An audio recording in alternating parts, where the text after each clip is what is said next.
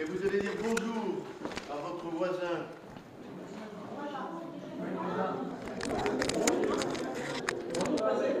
Vous vous saluez les uns les autres. Vous avez le droit de faire le tour de la salle.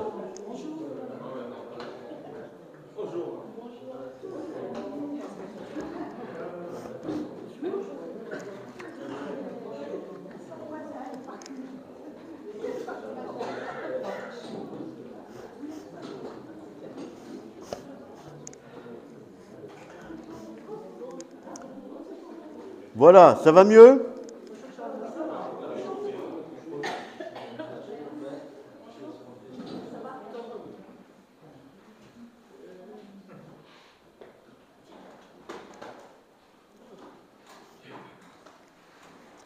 Donc, j'attends que chacun s'installe.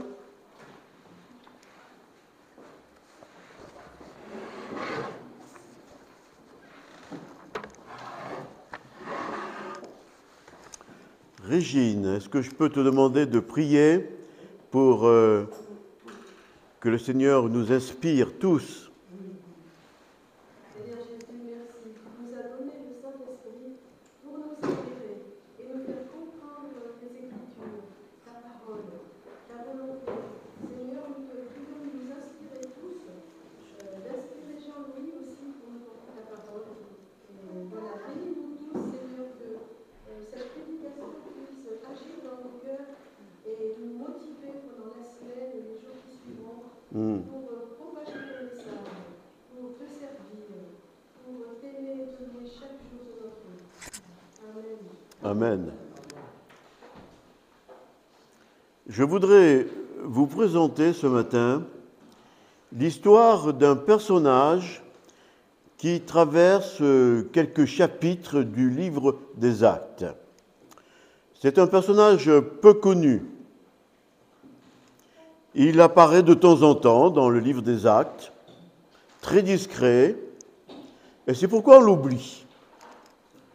Mais si on met tous les versets bout à bout, un peu comme toutes les pièces d'un puzzle, et il y a 28 versets en tout, alors nous voyons apparaître un personnage attachant, un homme de Dieu. Et on va essayer d'en tirer un enseignement pour ce matin. Ce n'est pas l'apôtre Paul, ce n'est pas l'apôtre Pierre, ce n'est pas Étienne, ce n'est pas le docteur Luc, c'est Joseph.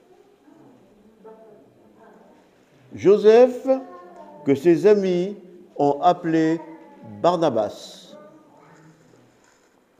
La première apparition de Barnabas apparaît dans Actes chapitre 4, verset 36.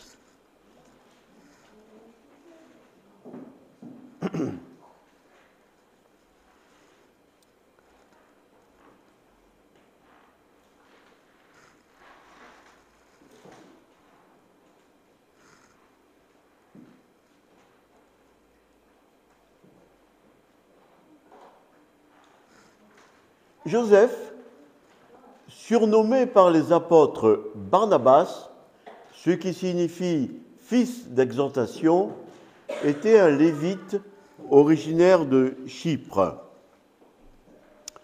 Barnabas est un nom araméen qui signifie fils d'exhortation. On peut aussi traduire par l'homme qui encourage ou fils d'encouragement. Et dans 1 Corinthiens chapitre 14, 3, n'affiche pas, 1 Corinthiens nous dit « Celui qui exhorte, c'est celui qui parle aux hommes, les édifie, les encourage et les réconforte. » Donc, selon ce verset, celui qui exhorte, c'est celui qui aide les autres à grandir dans la foi pour encourager et réconforter. C'était donc le profil de Barnabas. Et c'est aussi l'objectif de toute prédication.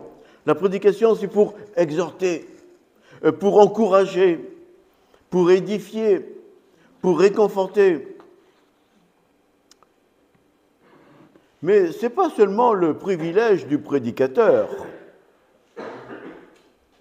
C'est un ministère qui est à la portée de chacun d'entre nous, comme la prière. Nous pouvons, chacun d'entre nous, considérer que la prière fait partie du ministère qui est à la disposition de chacun d'entre nous pour l'ensemble de l'Église. Et de la même façon, le fait d'exhorter, de consoler, eh bien, c'est un ministère que nous pouvons nous accaparer pour chacun d'entre nous. Je voudrais réconforter mon frère et ma sœur. Et en ce début d'année, je vous propose que ce soit un objectif. Un objectif pour chacun d'entre nous. Être un encourageur. Pouvoir aider par un petit mot celui ou celle qui passe par un moment difficile. Réconforter mon frère, ma sœur. Objectif que je vous propose pour cette année.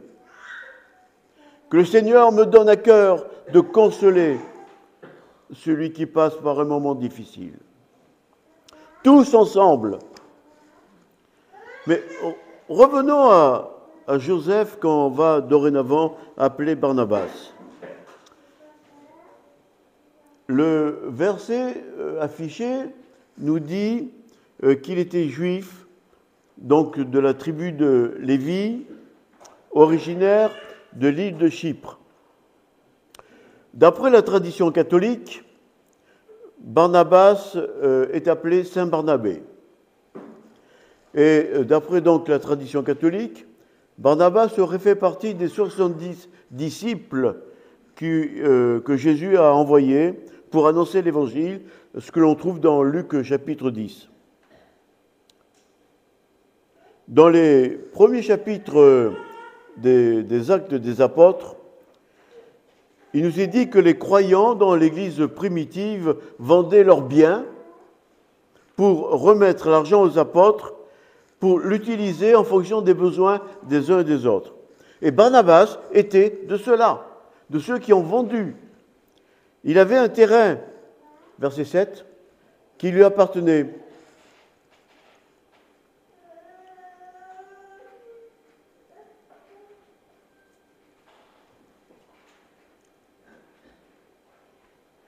Faut le temps.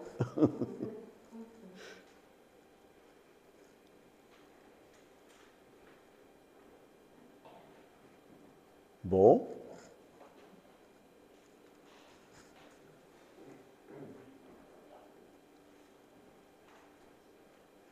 Faut que ça parte de là, que ça passe là, là. Mais...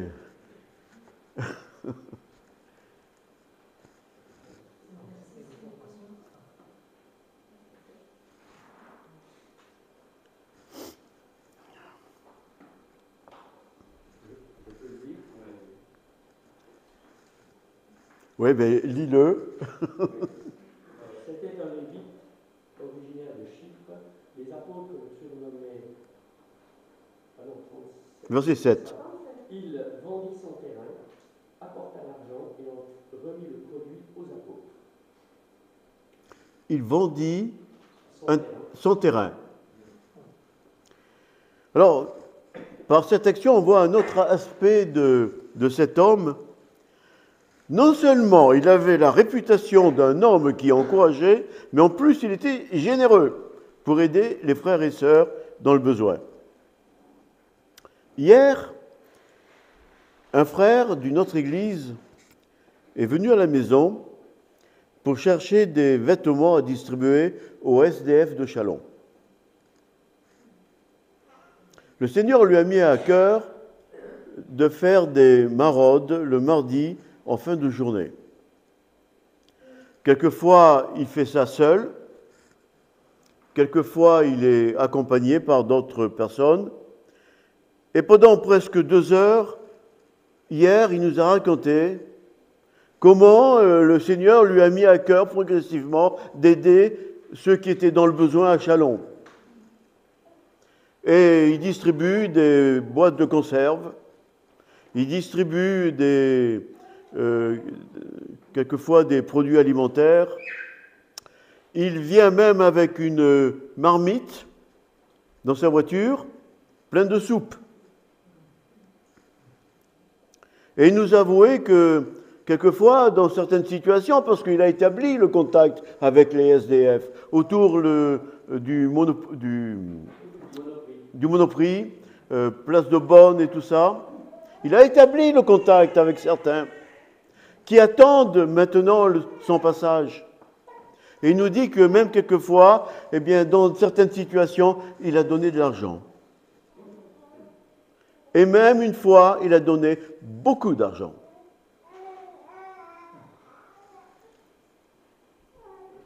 Il a le comportement de Barnabas. Verset 37, si tu arrives.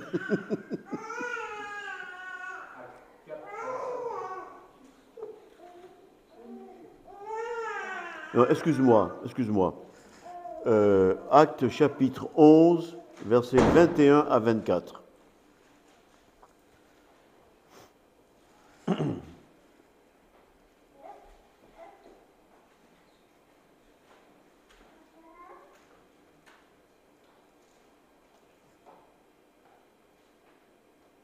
Actes chapitre 11.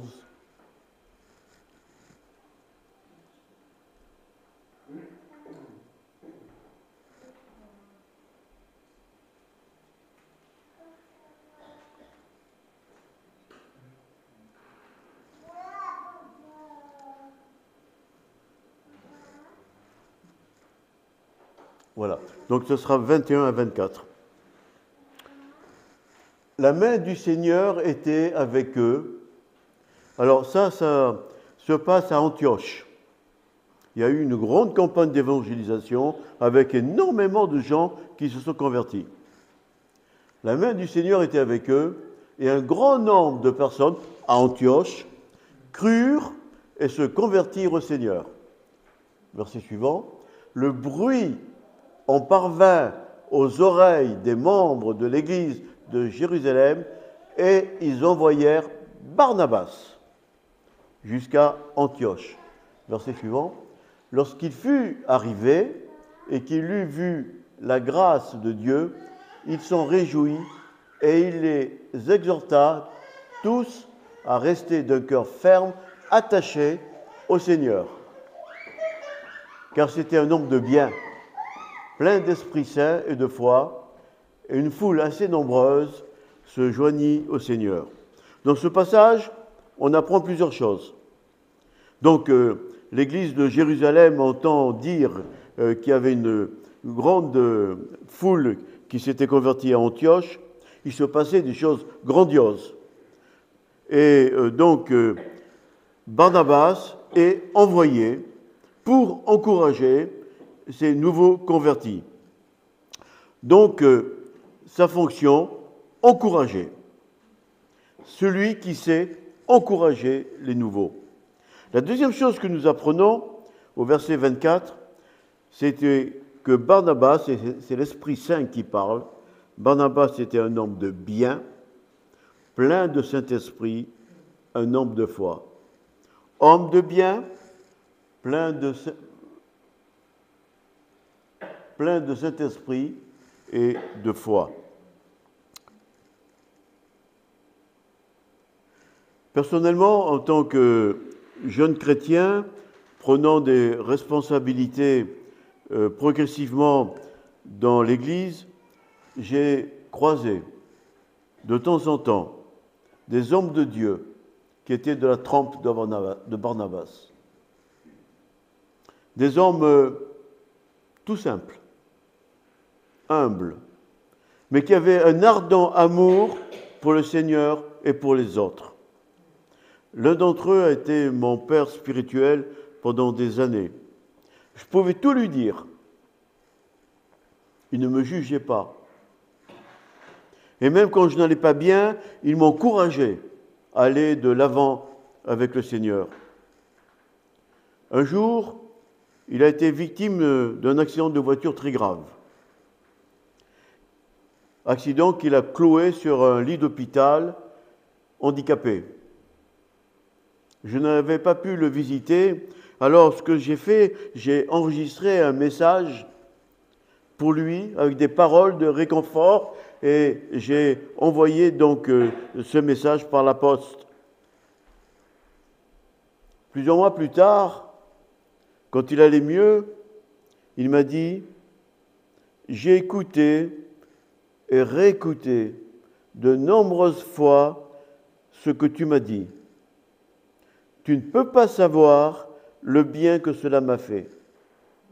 Cela m'a aidé à me battre contre mon infirmité.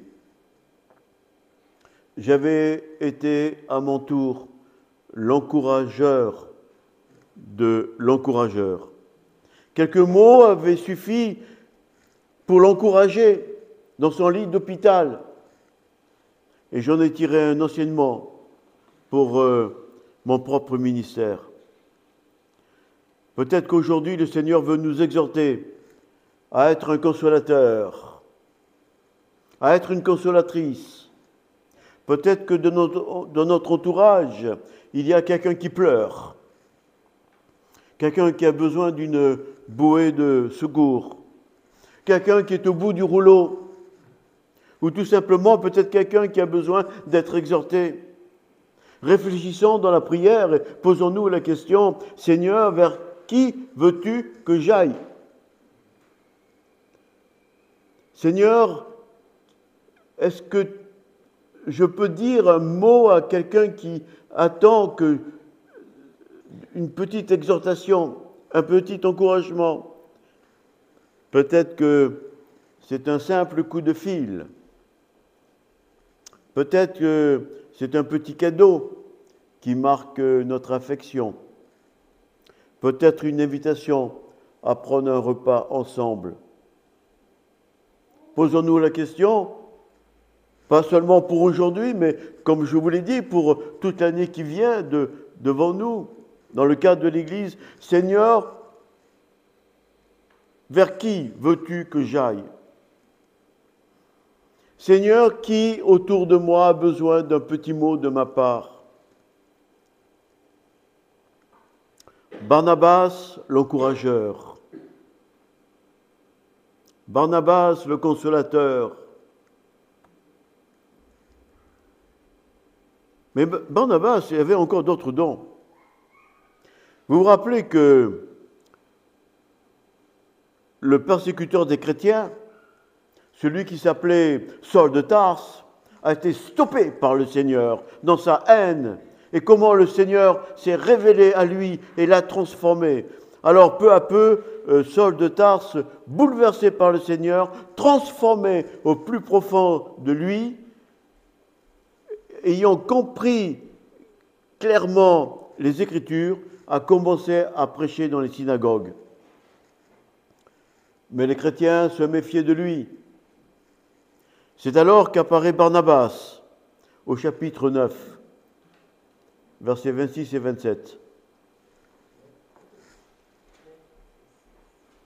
Actes des Apôtres, chapitre 9, versets 26 et 27.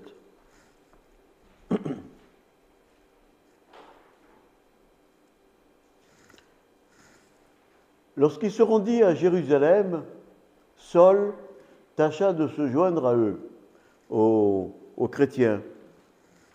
Mais tous le craignaient, ne croyant pas qu'il fût un disciple. Alors Barnabas, l'ayant pris avec lui, le conduisit vers les apôtres et leur raconta comment, sur le chemin, Saul avait vu le Seigneur, qui lui avait parlé, et comment à Damas il avait prêché franchement au nom de Jésus. Voilà un autre aspect de Barnabas. Il se porte garant de Saul. En quelque sorte, il devient son mentor. Il devient le senior qui prend en charge le junior. L'expérimenté qui introduit le jeune dans l'assemblée. Le sage qui conseille et qui forme. Ce ministère de Barnabas pour le nouveau converti est confirmé dans Actes chapitre 11, versets 25 et 26.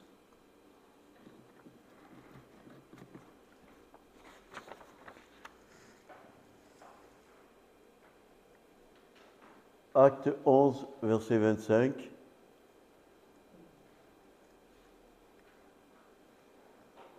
Barnabas se rendit ensuite à Tarse pour chercher Saul.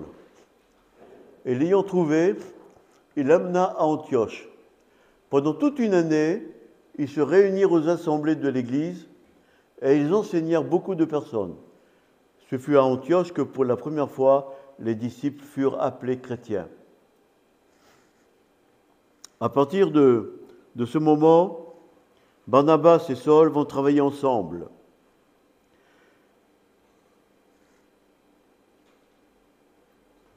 Et les versets qui relatent donc tout ce qui va se passer maintenant disent toujours Barnabas et Saul. Barnabas se rendait ensuite à Saul pour chercher. Alors, c'est dans les versets qui suivent.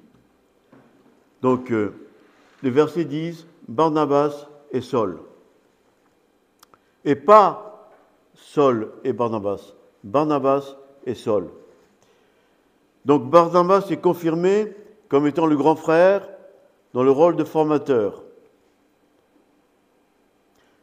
Chapitre 13, versets 1 à 5.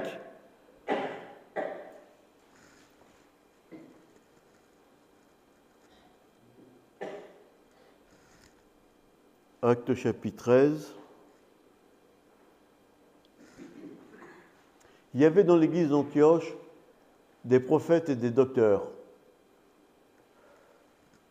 Et là, on a une liste de prophètes et de docteurs. Barnabas vient en tête.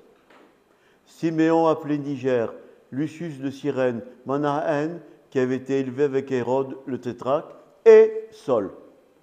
Vous voyez que Barnabas est en premier et Saul en dernier.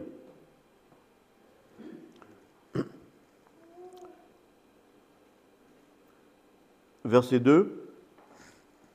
Pendant qu'ils servaient le Seigneur dans leur ministère et qu'ils jeûnaient, le Saint-Esprit dit « Mettez-moi à part Barnabas et Saul pour l'œuvre à laquelle je les ai appelés. » Donc le Saint-Esprit dit,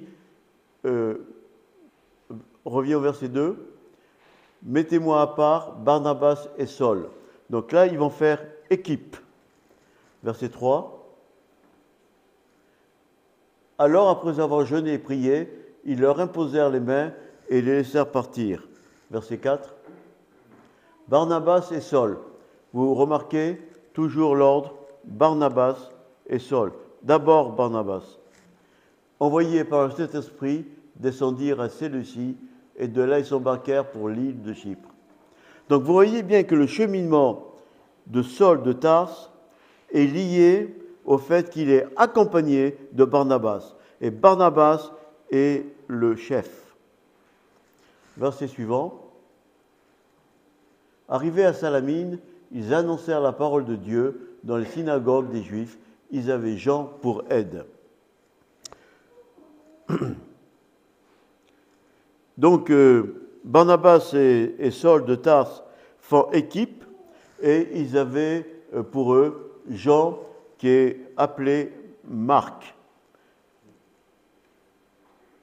Et ce sera lui qui va écrire l'évangile de Marc plus tard. Donc ils emmènent avec eux Jean-Marc, Jean surnommé Marc.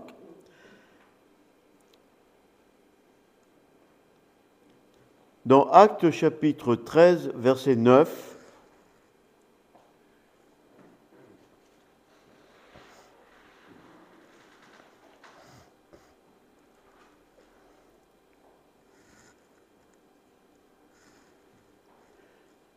alors Saul, appelé aussi Paul, rempli du Saint-Esprit, fixa les regards sur lui. Alors là, on voit qu'à partir de Actes chapitre 13, verset 9, Saul va être maintenant appelé Paul. Saul de Tarse, l'ancien persécuteur, devient maintenant l'apôtre Paul. Il change de nom. Et à partir de ce verset, la Bible ne parlera plus de Saul de Tarse. C'est terminé. Maintenant, il est devenu l'apôtre Paul. C'est son nouveau nom. Et il se passe un autre phénomène.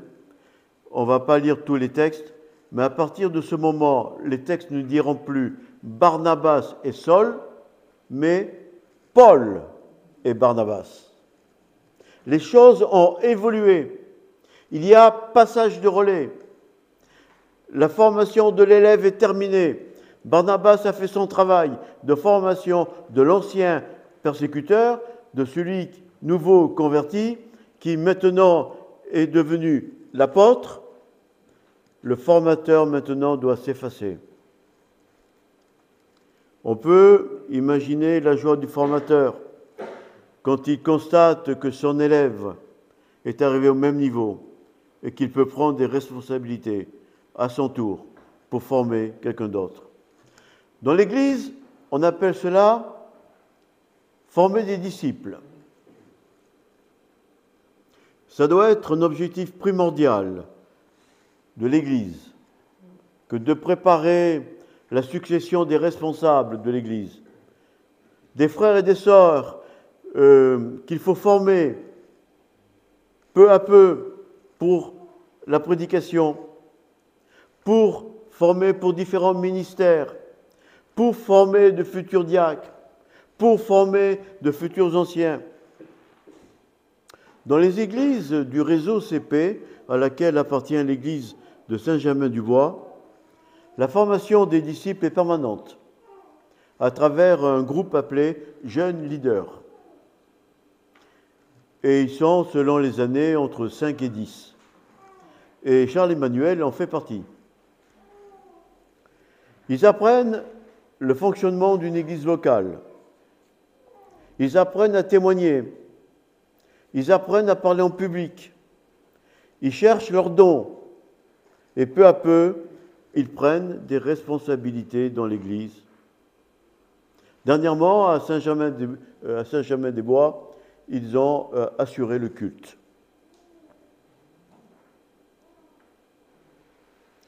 Donc, Paul et Barnabas, maintenant, font équipe.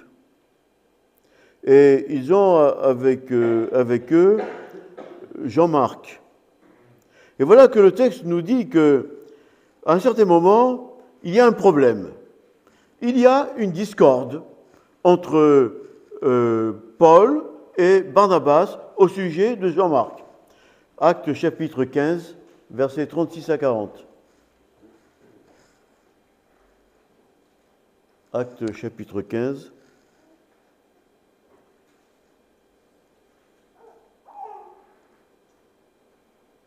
Quelques jours s'écoulèrent après lesquels Paul dit à Barnabas « Retournons visiter les frères dans toutes les villes où nous avons annoncé la parole du Seigneur pour voir en quel état ils sont. » On va faire une tournée missionnaire.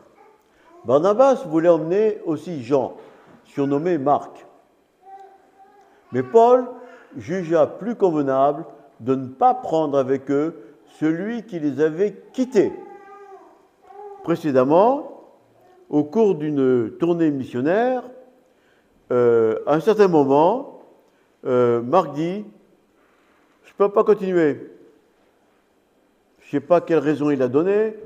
Je suis trop fatigué. C'est au-dessus de mes forces. J'en peux plus. Je retourne chez moi. » Et il a quitté Paul. Et donc, Paul s'en rappelle. Celui qui les avait quittés depuis la Pamphylie et qui ne les avait point accompagnés dans leur œuvre. Verset 39. Ce dissentiment fut assez vif pour être cause qu'ils se séparèrent l'un de l'autre, et Barnabas, prenant Marc avec lui, s'embarqua pour l'île de Chypre. Verset 40. Paul fit choix de Silas et partit recommandé par les frères à la grâce du Seigneur. Tu reviens sur verset 39, s'il te plaît. Le verset 39 nous dit « Un dissentiment fut assez vif ». Moi, dans mon texte, j'avais « Le désaccord fut assez vif ». Alors, pour dire les choses autrement, en langage populaire, ils se sont engueulés. Pour Paul, Jean-Marc s'est disqualifié par son abandon au cours du précédent voyage missionnaire. Barnabas, lui, pensait qu'il fallait lui donner une nouvelle chance. Et il n'arrive pas à trouver un terrain d'entente. Paul et Barnabas se fâchent et ils se séparent. Paul part de son côté avec Silas, un autre, et Barnabas part avec Jean-Marc, qui était son cousin. Même des hommes aussi formidables que Paul et Barnabas, deux géants de la foi, comme nous l'avons vu, peuvent être en désaccord suffisamment fort pour se séparer. C'est quelque chose de regrettable pour deux hommes de Dieu qui étaient très unis dans l'œuvre de Dieu. Qui avait raison? Je ne sais pas. Des fois, il faut sanctionner un frère ou une sœur défaillante. Des fois, il faut lui donner une nouvelle chance. C'est selon les circonstances. En tout cas, pour ce problème, la Bible ne prend pas position sur ce différend. Ce que nous devons retenir au sujet de cet abandon, c'est que nous devons prendre au sérieux notre engagement avec le Seigneur. Je ne sais pas pourquoi Marc, à un certain moment, a dit « j'en peux plus, je décroche ». Le Seigneur a besoin d'hommes et de femmes convaincus dans leur ministère. Et dans tout ministère, il y aura opposition, il y aura des difficultés, il y aura des doutes, il y aura des épreuves. Et le Seigneur a besoin d'hommes et de femmes capables de surmonter les épreuves et les mauvais moments. Mais aussi, si nous considérons que notre frère a été faible, nous devons l'aider. Quelquefois, lui donner une nouvelle chance. Paul a grondé Marc. Barnabas l'a consolé. Deux caractères différents. Paul, c'est l'engagement total. Quoi qu'il arrive, je fonce. On le voit dans les épîtres qu'il a écrits, avec tous les coups qu'il a reçus, tous les problèmes. Le Seigneur m'a dit, j'y vais, quoi qu'il se passe. Barnabas, c'est le gentil grand frère. C'est la compassion. Dans une église, il faut les deux. Il faut les deux. Quelquefois, il y a des frères qui ne comprennent pas. Il faut foncer, foncer. Et puis, il y a l'autre frère qui dit, il faut comprendre les situations difficiles. Quelquefois, il faut du temps. Quelqu'un disait de célèbre, il faut laisser le temps au temps.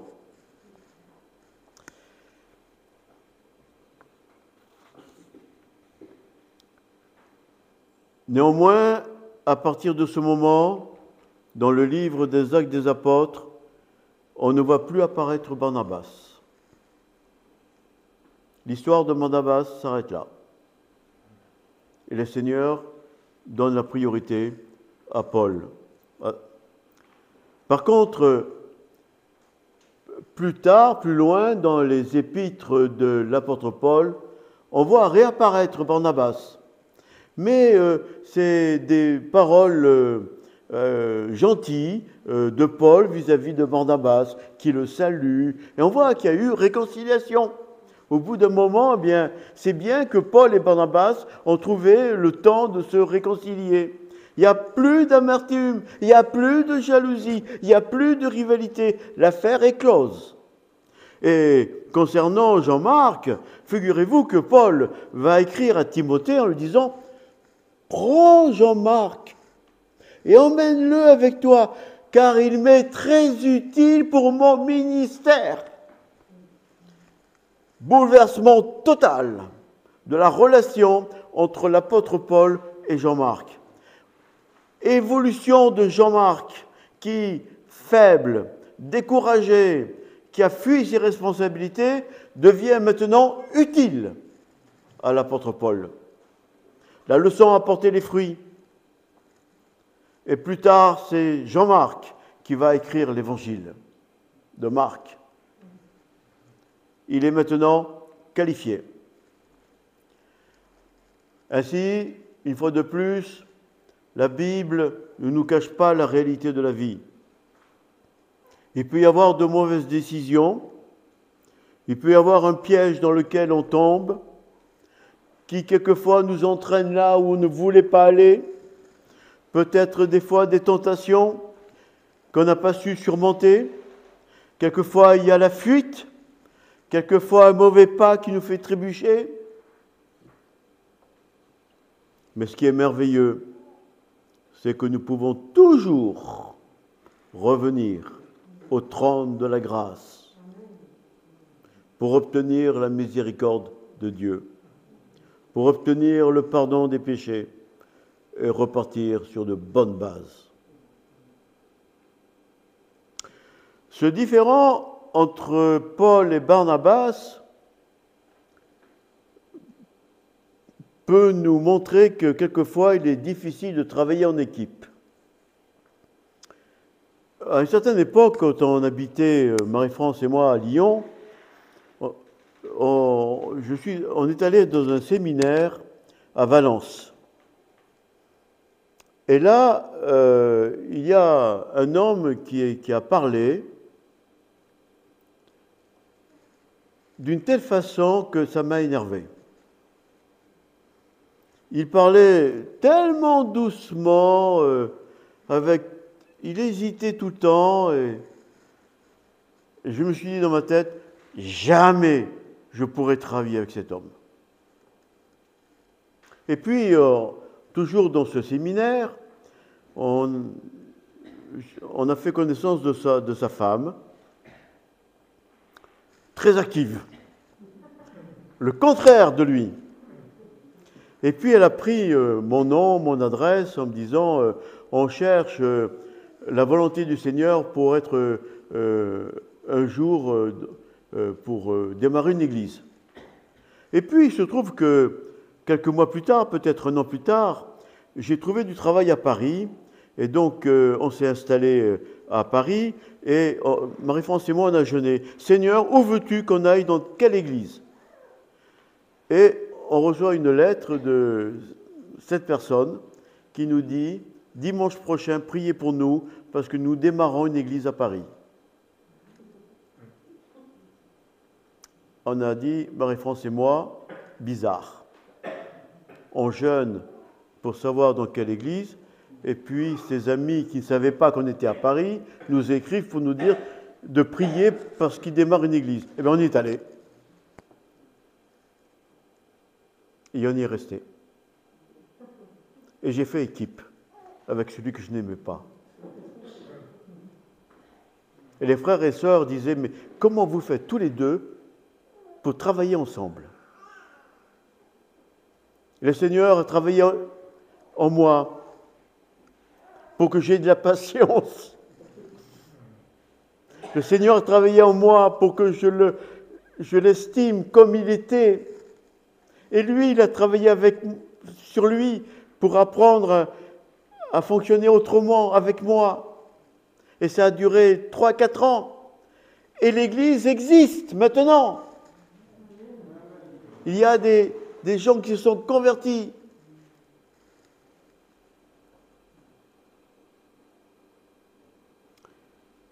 Le différend entre Paul et Barnabas nous apprend qu'il peut être difficile de travailler en équipe. Mais le Saint-Esprit fait son travail dans notre vie. Dans une équipe, on peut subir le vieil homme avec son orgueil, les préjugés que nous pouvons avoir sur telle ou telle personne. l'hypocrisie qui nous guette, le jugement facile, les sentiments qui nous trompent, et j'en passe. Travailler en équipe s'apprend. Et à certains moments, il faut accepter des points de vue différents, des façons de faire différentes, accepter que tous les équipiers ne sont pas au même niveau de maturité et d'expérience spirituelle. Il faut nous accepter tels que nous sommes, tout en ayant l'objectif de s'améliorer. À la gloire du Seigneur, l'opposition peut être bénéfique. Dans une église où j'étais ancien, nous avions dans le qu'on appelle le comité, le conseil d'église, pardon. Dans le conseil d'église, un frère qui s'opposait systématiquement à tout ce que nous pouvions proposer. Systématiquement, il était contre.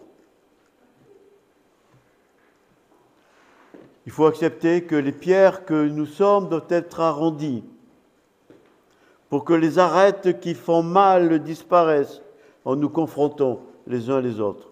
Et quelquefois, c'est dur. Et quelquefois, on a envie de tout abandonner.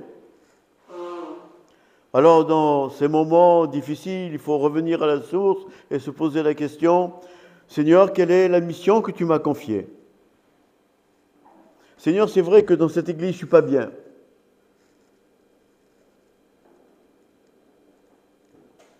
Et quelquefois, on est tenté de changer d'église. Mais ce n'est pas ce que veut le Seigneur. Le Seigneur nous a mis dans une église et nous devons faire avec les frères et sœurs. Nous devons apprendre à vivre les uns avec les autres. C'est l'objet des temps de prière. C'est l'objet des agapes. C'est l'objet de ce service dont je parlais tout à l'heure, d'être consolateur, de donner un petit coup de fil. Et ainsi, ensemble, nous voyons la communion fraternelle qui fait son travail peu à peu dans nos cœurs. Et de plus en plus, on apprend à vivre ensemble, à s'aimer les uns les autres et faire en sorte que l'Église soit une Église accueillante, une Église qui soit attirante, une Église où il y a des gens qui se convertissent. Et le Seigneur va nous donner la force de surmonter les différences de chacun et de poursuivre avec conviction le ministère qu'il nous a donné, la tâche que le Seigneur nous a confiée. Il y a d'autres épisodes de la vie de Barnabas que je n'ai pas abordés, mais j'ai rapporté le principal. Et je pense que cette histoire de Barnabas, ce matin, est pour nous aujourd'hui une source d'encouragement. J'ajouterai simplement que certains théologiens pensent que Barnabas pourrait être l'auteur du livre aux Hébreux. Il n'y a pas de signature concernant le livre aux Hébreux. Certains pensent que c'est l'apôtre Paul, mais ce n'est pas sûr. Et donc certains théologiens pensent que c'est Barnabas qui a écrit le livre, l'épître aux Hébreux. Pour conclure, ma prière pour ce matin est que le portrait de Barnabas nous inspire et que nous retenions au moins une facette de ce que nous avons entendu ce matin du portrait de Barnabas. Serait-ce Barnabas le généreux qui vous inspire ce matin? Serait-ce Barnabas l'encourageur qui vous inspire ce matin? Serait-ce Barnabas le consolateur que vous aimeriez être? Serait-ce Barnabas le leader que vous pourriez être? Serait-ce Barnabas le formateur, celui qui aide le jeune? Serait-ce Barnabas qui accepte de s'effacer pour laisser la place à son élève? Serait-ce Barnabas, un tempérament fort, un caractère trempé, mais en même temps un homme humble, gentil? Barnabas, un amour désintéressé pour Christ, centré sur Christ. Veux-tu, cette année, être un Barnabas au service de l'Église? Que le Seigneur nous inspire. Amen.